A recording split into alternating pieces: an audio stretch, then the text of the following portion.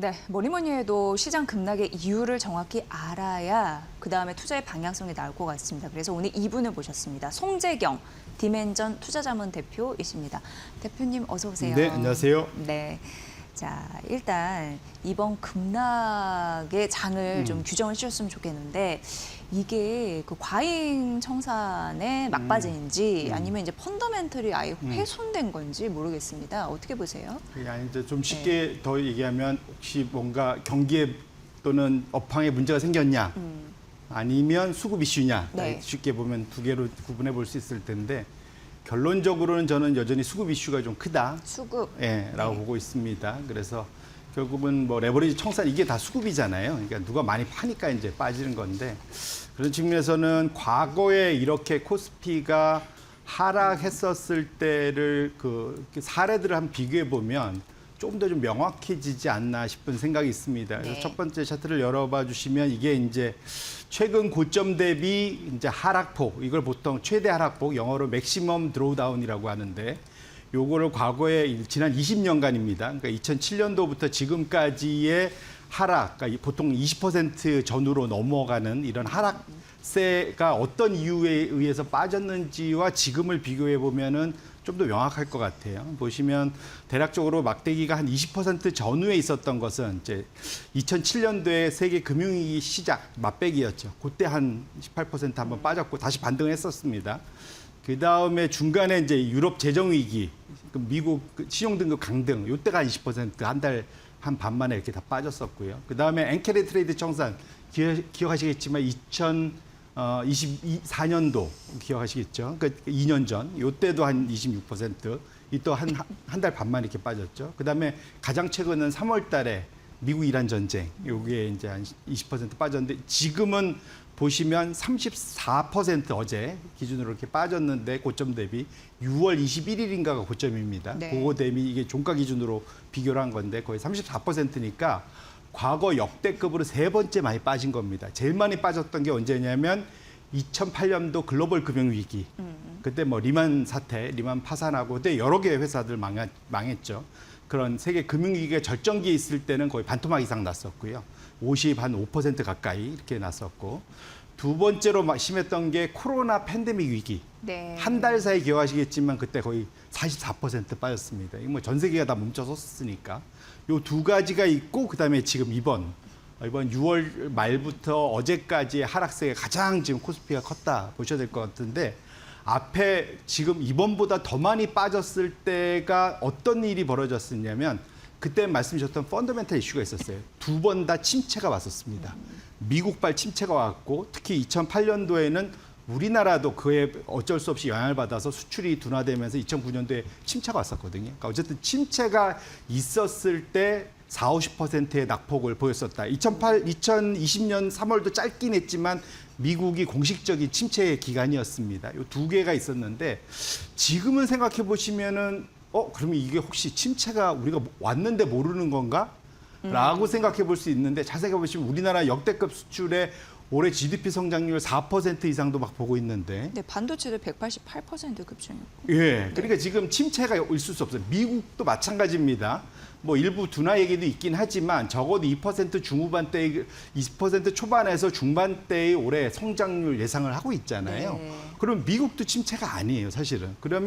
그래서 제가 침체가 안 왔는데 이렇게 심하게 빠진 거는 하나밖에 없다. 수급이다라고 수급으로 봐야 되지 않을까 싶고요.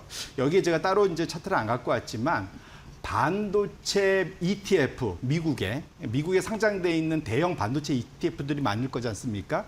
그들한테 지금 들어와 있는 올해 연초부터 지금까지 들어온 돈이 460억 달러, 우리나라 돈으로 한 65조 원 들어왔거든요. 7개월 동안.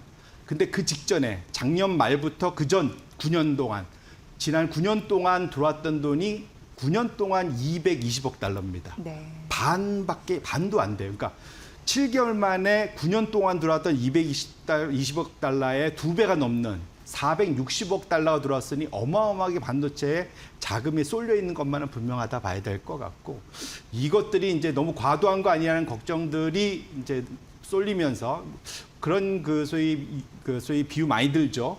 영화관 같은 데서 동시에 좁은 문 하나로 다 빠져나가려 하다 보면 뭔가 다치고 뭐 사고가 난다 뭐 있지 않습니까? 이제 그런 현상이 최근 한 2, 3주간 좀 많이 보아왔던 현상이지 않을까 싶고요. 그런 측면에서 놓고 보면 지금 침체가 아닌데 이것이 50%를 향해서 간다라고 노정을 하기에는 너무 무리수가 있다. 네. 그렇게 놓고 본다면 지금 상황은 이제는 바닥을 찾아야 될 시점에 와 있는 정도의 수준에 특히 어제 하락을 보면은 그렇게 볼 수 있어서 제 생각에는 지금은 여기서 추가 하락을 엄청 염두에 두면서 걱정을 하겠다기보다는 지금은 좀 평상 스윙을 유지하면서 바닥을 좀 찾아가는 그 과정으로 이해를 하면서 버텨야 되는 구간이 아닐까 이렇게 생각을 하고 있습니다. 네. 결국 수급이 발목을 잡은 이유가 굉장히 큰데 언제 발목을 좀 놔줄지 그때가 이제 반등 시점일 텐데 아직은 굉장히 답답하게 느껴지는 시장 상황입니다. 그리고 이제 오늘 SK하이닉스가 실적을 발표했습니다. 저희가 앞서서 SK하이닉스 실적 분석에 대해서 좀 자세하게 해드리긴 했는데 분기 사상 최대를 찍긴 했습니다. 그리고 영업이익률 같은 경우는 TSMC 결국 또 제쳤더라고요. 그럼에도 불구하고 컨센은 64였는데 그러면서 시간이 가면서 60조 그 초반까지 내려왔는데 어쨌든 컨센은 하회 한 거고 컨콜에서도 괜찮은 얘기는 계속적으로 나왔거든요. 근데 이상한 게 SK하이닉스는 현재 마이너스 4%거든요. 거의 5% 가깝게 못 가거든요. 어떻게 보십니까? 뭐 1차적으로는 네. 말씀 주신 대로 실제 컨센서스를 하회한 또 컨센서스가 좀 높기도 했죠. 한 65조 원 정도 예상을 했었고 1차적으로 이미 한번 한투증권에서 그런 보고서가 났죠. 60조 초반까지 내려올 수도 있다라는 얘기를 했고 실제로 그것이 이루어졌던 겁니다. 그래서 그렇게 놓고 본다면 이미 한번 두들겨 맞았었고 그것이 확인된 시점인데 그런 것들이 어쨌든 최근에 투자 심리가 위축된 상황에서 그것을 다시 한번 확인하다 보니까 오늘 아마도 주가가 좀 실망 매물이 어제 이어서 오늘도 추가적으로 나오는 거 아닌가 봐야 될 것 같은데요. 어쨌거나 지금 주가는 고점 대비 좀 너무 많이 빠졌죠. 네. 반토막. 네. 반토막이 나와버렸습니다. 그래서 그렇게 놓고 본다면 지금 상황 자체가 밸류에이션이나 뭐 이런 것들을 봤을 때 사실은 좀 과도한 하락세인가만은 분명하다 봐야 될 것 같고 지금 눈높이가 높아져서 그렇지 SK하이닉스의 실적이 역대 최대고 말씀 주셨던 대로 지금 전 세계에서 삼성전자, SK하이닉스가 탑5 안에 다 들잖아요. 1등이기도 하고 뭐 이러니까 지금 이것을 갖고 실망을 한다라는 것은 좀 뭐랄까요. 그건 거꾸로 말하면 시장이 너무 욕심을 부린 거 아닌가. 네. 단기간에 너무 빨리 올라가라고 주가를 쫓아가는 이제 어닝이었다 이렇게 봐야 될 것 같고요.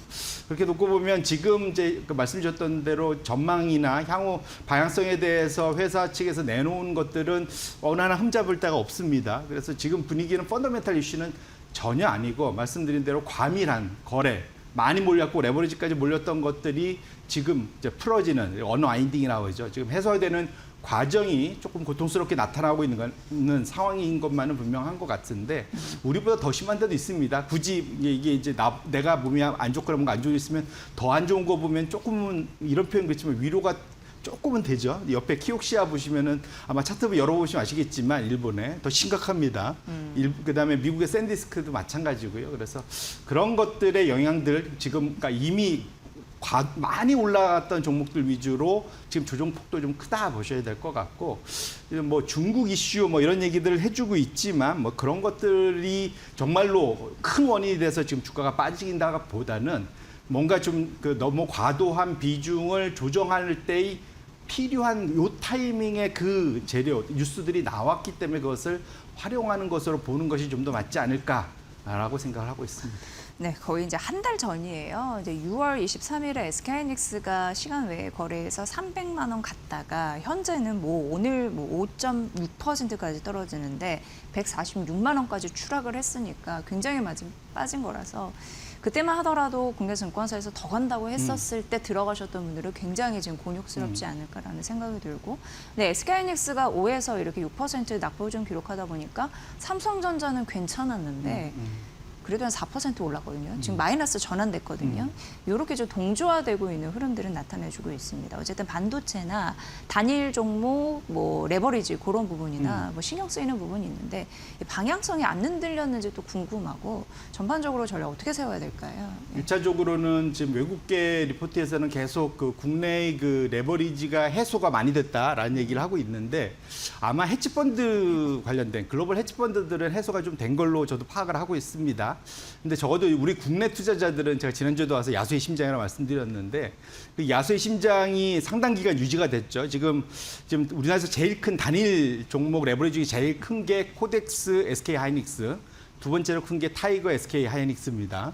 근데 지금 보시면 여기서 이제 신규 자금이 들어온지 안 들어오지는 NAV나 뭐 AUM으로 알 수가 없고 상장 좌수를 봐야지 알 수 있다 제가 말씀드렸는데 저 주황색 막대 그래프가 상장 좌수예요. 근데 그러니까 그렇게 보시면 지금 지금 코덱스 SK 하이닉스 단일 종목은 거의 5월 27일 날 상장된 다음에 거의 지지난주 금요일 수준까지 계속 올라와서 한 280% 자금이 계속 들어온 겁니다. 빠지는 구간에서도 계속 들어왔다 보셔야 될 것 같고 타이거는 더 많은 360%뭐 이 정도 돼요. 저희 늘어난 예. 그러니까 자금이 계속 들어왔습니다. 빠질 때 물을 탄 건지 아니면은 새로운 기회를 보고 들어왔는지 뭐 우리가 알 수는 없으나 네네. 계속 들어오다가 드디어 최근 며칠 보시면 저게 어제까지거든요. 최근 한 4일 보시면은 조금씩 좀 내려가고 있죠. 그러니까 드디어 이제 레버리지로 과도하게 쏠리던 자금들이 조금씩은 이제는 이탈을 하고 있다라는 측면에서 놓고 보면 요거 단기적으로 보면 요것도 악재일 수 있습니다. 아마 오늘도 이탈이 더 있어갖고 아마 자금이 빠질 수도 있는데 주가가 빠질 수도 있는데 결국은 이것을 한번 좀 지나가야 될 거라 봐야 될 것 같고 레버리지가 일정 부분 해소가 되고 나면은 조금 더 이제 변동성이 줄어들겠죠. 그리고 펀더멘탈에 좀 더 그러면 우리가 기다릴 수 있는 마음의 여유도 좀 더 찾을 수 있기 때문에 그러한 과정으로 좀 본격적으로 좀 들어가고 있는 거 아닌가 싶은 생각에서 개인적으로는 오늘 주가 하락은 좀 가슴 아프지만 레버리지가 같이 빠지고 있다는 측면에서는 좀 길게 보면 좀 다행스러운 추세의 전환이지 않을까라고 생각을 하고 있습니다. 네. 그리고 이제 중국에 이제 실사를 다녀오시거나 중국 AI 혁명을 이렇게 느끼신 분들은 중국에 대한 공포를 최근에 많이 얘기하시더라고요. 그래서 그걸 가볍게 듣지는 않았는데 사실.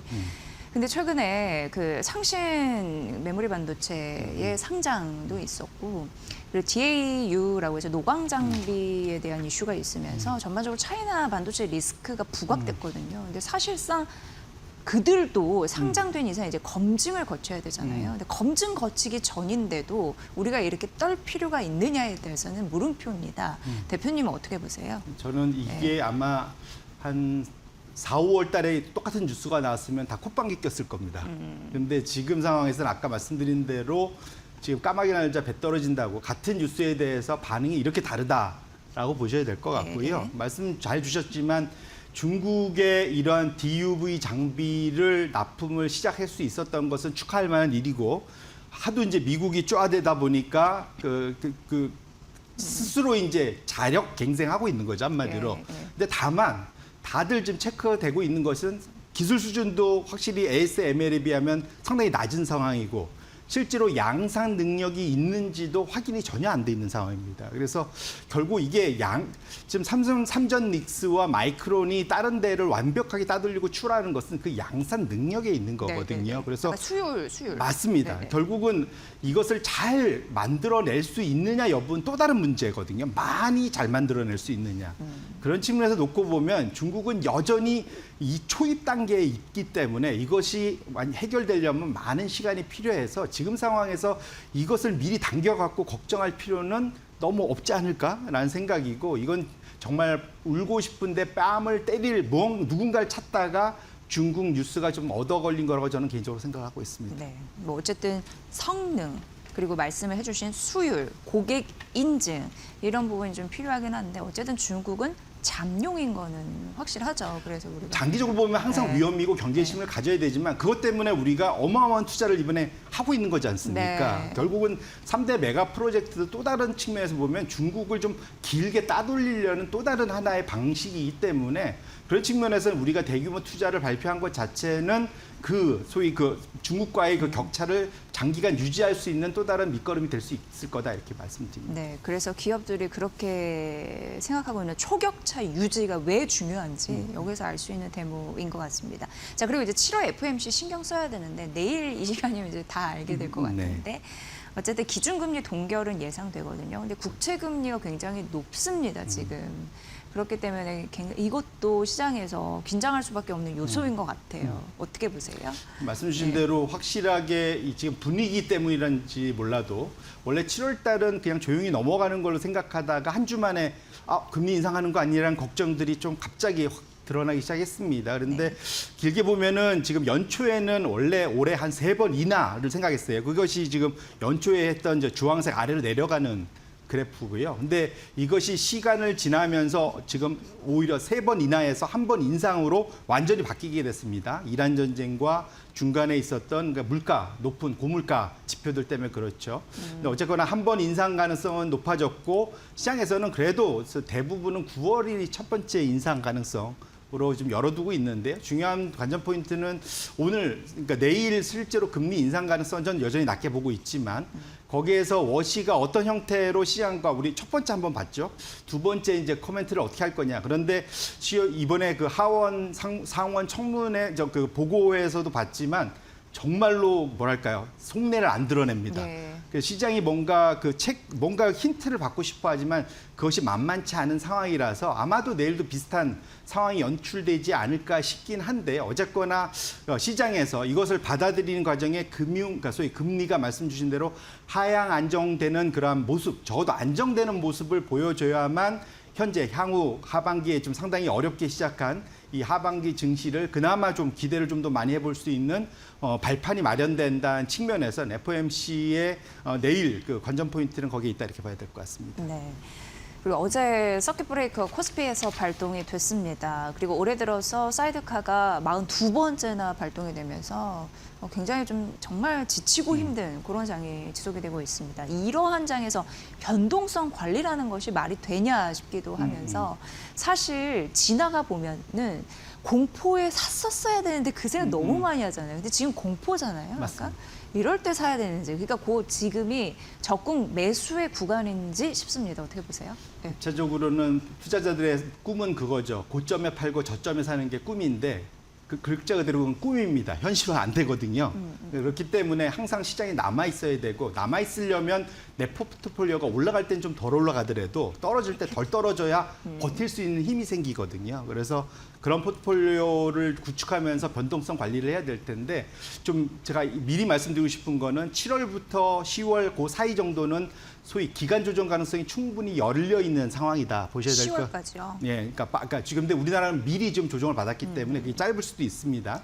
근데 이제 이게 미국의 이제 변동성 지수의 계절적인데 평균적으로는 3월 쪽에 픽 한 번 찍고 내려왔다가 지금 7월부터 10월까지 다시 한번 올라가는 이런 모습을 2번을 나타내거든요. 그래서 지금 보면 붉은색이 올해 지금 가는 건데 따라가고 있죠. 근데 올해 또 중간 선거까지 있기 때문에 두 가지 중간 선거에는 또 좀 요 기간이 좀 부진한 징크스가 있었거든요. 두 가지가 지금 만나는 시기라 미국 투자자들도 지금 초긴장으로 좀 들어가 있습니다. 우리가 오히려 먼저 매를 맞아서 오히려 나을 수도 있긴 하겠지만 이런 것들을 감안하시면서 이제 마음에 좀 제가 드리고 싶은 말씀 마음의 여유를 가지셔야 된다는 겁니다. 지금 그래서 추가적인 그러한 소위 가격 조정 가능성은 저는 지금은 많이 낮아졌다. 보고 있지만 기간 조정 가능성은 열어두면서 투자를 하셔야 되는데 제가 이 말씀 자꾸 드리는 이유가 레버리지에 손대고 이렇게 하는 이유가 빨리 부자 되려고 그러는 거거든요. 네. 근데 빨리 부자 되려고 그러면 항상 악수를 둡니다. 그래서 지금은 마음을 좀 여유를 가지시고 좀 뭐랄까요. 긴 호흡으로 좀 시장을 임해야 지금 이미 바닥을 근방에 와 있다고 저 생각하는 이 시장에서 버텨내야만 그다음에 상승장의 기회를 엿볼 수 있기 때문에 그런 걸 우리 투자자분들이 좀 명심하면서 시장에 임할 필요가 있겠다 이렇게 말씀드립니다. 네, 이런 거 보면은 시장이 결과적으로 투자자들을 굉장히 겸손하게 만든다 이런 생각이 듭니다. 그런 만큼 투자자들은 어려운 시장에 대해서 매일같이 관심을 기울이면서 뭐 밉지만 애정 어린 시선으로 바라봐야지 그걸 복구시키지 않을까라는 맞습니다. 생각 해보게 됐습니다. 그래서 저희의 의무도 좀 있다라는 생각이 드네요. 좀 잘 해드려야 될 것 같습니다. 송재경 디멘전 투자자문 대표였고요. 오늘 시장 전반적으로 이제 8월, 다음 주면 8월입니다. 8월 전략 앞세워서 여러 가지 정리해드렸으니까 잘 참고해 보십시오. 잘 들었습니다. 고맙습니다. 네, 고맙습니다.